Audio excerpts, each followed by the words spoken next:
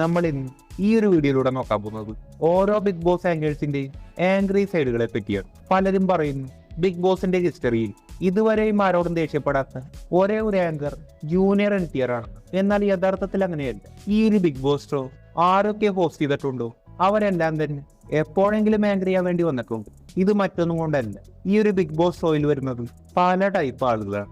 ഇവരെ കൺട്രോൾ ചെയ്യണമെങ്കിൽ എന്തായാലും ഹോസ്റ്ററിന് ഇടയ്ക്കെങ്കിലും ഒന്ന് ദേഷ്യപ്പെടണം. ലിസ്റ്റിലാക്കിയത് ബിഗ് ബോസ് മറാത്തിയാണ്. മഹേഷ് മഞ്ചേകർ എന്ന വ്യക്തിയാണ് ബിഗ് ബോസ് മറാത്തി ഹോസ്റ്റ് ചെയ്യുന്നത്.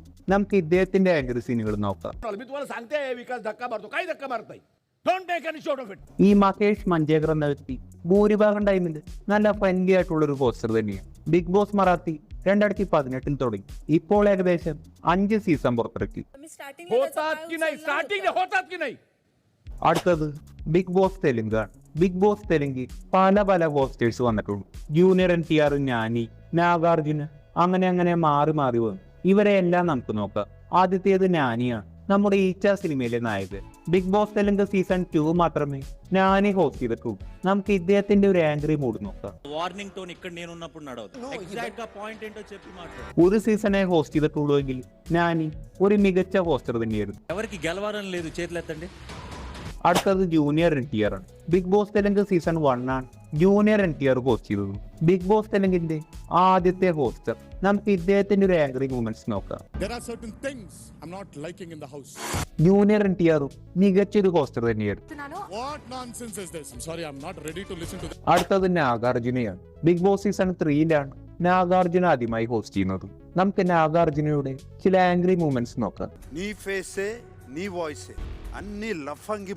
ബിഗ് ബോസ് സീസൺ 3 മുതൽ ലേറ്റസ്റ്റ് പുറത്തിറങ്ങിയ ബിഗ് ബോസ് സീസൺ 9 വരെ നാഗാർജുന തന്നെയാണ് ഹോസ്റ്റ് ചെയ്യുന്നത്.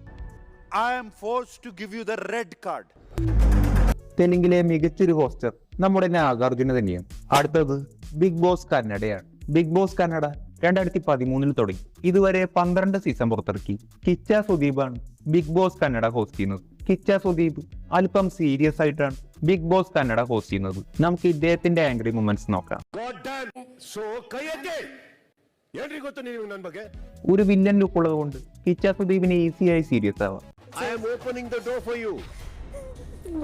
എങ്കിലും ഭൂരിഭാഗം ടൈമിലും കിച്ച സുദീപും നല്ല രീതിയിൽ ഫ്രണ്ട്ലി ആവാറുണ്ട്. മനുഷ്യത്വ, മാനവീയത്തെ. അടുത്തത് ബിഗ് ബോസ് തമിഴാണ്. ബിഗ് ബോസ് തമിഴ് നിലവിൽ ഹോസ്റ്റ് ചെയ്യുന്നതും അത് വിജയ് സേതുപതിയാണ്. പക്ഷേ മെയിനായി കമൽ ഹാസനായിരുന്നു ഹോസ്റ്റ് ചെയ്തിരുന്നത്. നമുക്ക് ആദ്യം കമൽ ഹാസന്റെ ആംഗ്രി മൂവ്മെന്റ്സ് നോക്കാം. കമൽ ഹാസൻ മികച്ചൊരു ഹോസ്റ്ററാണ്. അടുത്തത് സൽമാൻ ഖാനാണ്. ഇന്ത്യയിലെ തന്നെ ഏറ്റവും മികച്ചൊരു ബിഗ് ബോസ് ഹോസ്റ്റർ അത് സൽമാൻ ഖാനാണ്. സൽമാൻ ഖാൻ നല്ല ഫ്രണ്ട്ലിയാണ്, വളരെ സ്ട്രിക്റ്റുമാണ്. ബാക്കിയുള്ള ബിഗ് ബോസ് ഹൗസുകളിൽ ബിഗ് ബോസ് ടീം ഇൻസ്ട്രക്ഷൻ കൊടുക്കും. അതുപോലെയാണ് ഹോസ്റ്റർ ഹോസ്റ്റ് ചെയ്യുന്നത്. അവരിലാണ് മെയിൻ കൺട്രോൾ ഉള്ളത്. ബിഗ് ബോസ് ഹിന്ദിയും ഇങ്ങനെയൊക്കെ തന്നെയാണെങ്കിലും സൽമാൻ ഖാന്റെ കയ്യിലും ഒരു കൺട്രോൾ ഉണ്ട്.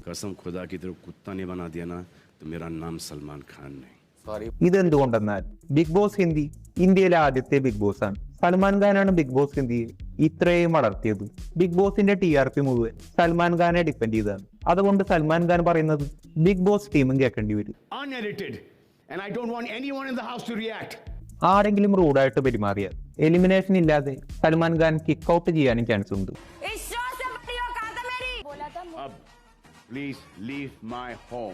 ഇന്ത്യയിലെ തന്നെ ഏറ്റവും കൂടുതൽ സാലറി വാങ്ങുന്ന രണ്ടാമത്തെ ഹോസ്റ്റർ സൽമാൻ ഖാനാണ്. ഓരോ ആഴ്ചയിലും 10 കോടിയാണ് സാലറി. ബിഗ് ബോസ് ഹിന്ദി നിലവിൽ 19 സീസൺ പുറത്തിറക്കി. ഇന്ത്യയിൽ തന്നെ ഏറ്റവും വലിയ സാലറി ഉള്ള ഹോസ്റ്റർ അത് അമിതാഭ് ബച്ചനാണ്.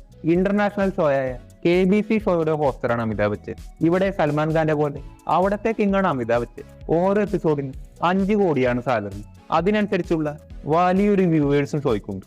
അടുത്തത് നമ്മുടെ ലാലേട്ടനാണ്. ലാലേട്ടന്റെ ആംഗ്രി മൂവ്മെന്റ്സ് നിങ്ങൾ എല്ലാവരും കണ്ടിട്ടുണ്ട്. ലാലേട്ടൻ നല്ല ഫ്രണ്ട്ലിയുമാണ്. മലയാളത്തിലെ മികച്ചൊരു ഹോസ്റ്ററാണ് നമ്മുടെ ലാലേട്ടൻ.